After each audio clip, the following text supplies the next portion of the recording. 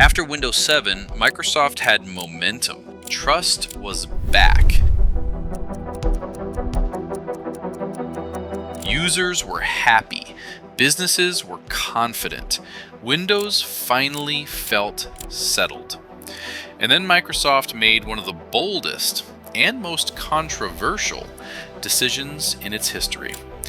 In 2012, Microsoft released Windows 8, and almost immediately, people were confused.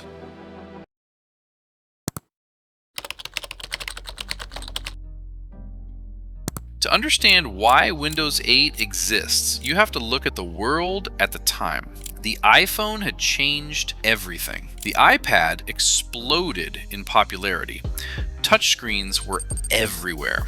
Microsoft believed the future of computing was touch first, and Windows needed to get there fast. So Windows 8 was designed around one core idea: one operating system, one interface across every device: desktops, laptops, tablets, touchscreens. In theory, it made sense. In practice, it didn't.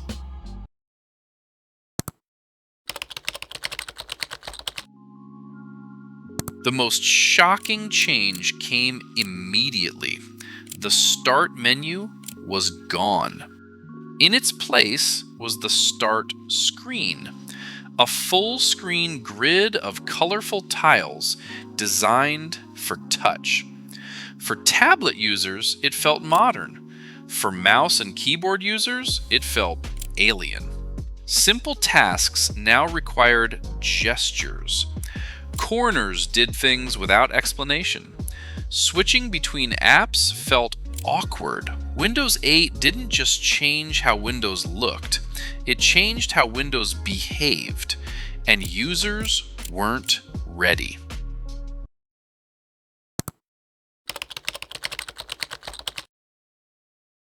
The desktop, the place Windows users had lived for decades, suddenly felt like a secondary experience.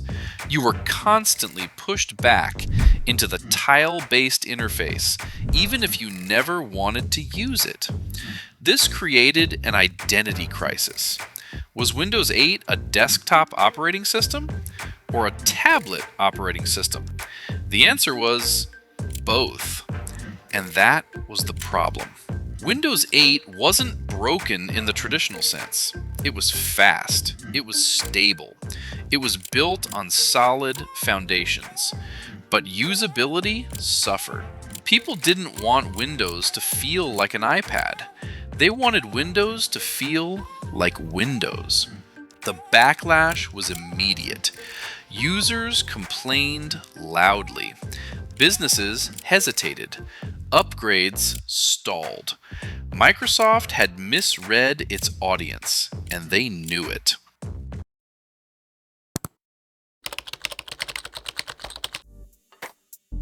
In 2013, Microsoft released Windows 8.1. This was a quiet admission that things had gone too far. The Start button returned, sort of. Booting directly to the desktop became easier. Settings were more accessible. Windows 8.1 didn't fix everything, but it tried to bring balance back. Still, the damage was done. Windows 8 became known not for what it was capable of, but for what it took away. And yet, Windows 8 wasn't a failure of technology. It was a failure of priorities. Microsoft chased a future that users weren't asking for, and in doing so, they forgot the people who made Windows successful in the first place.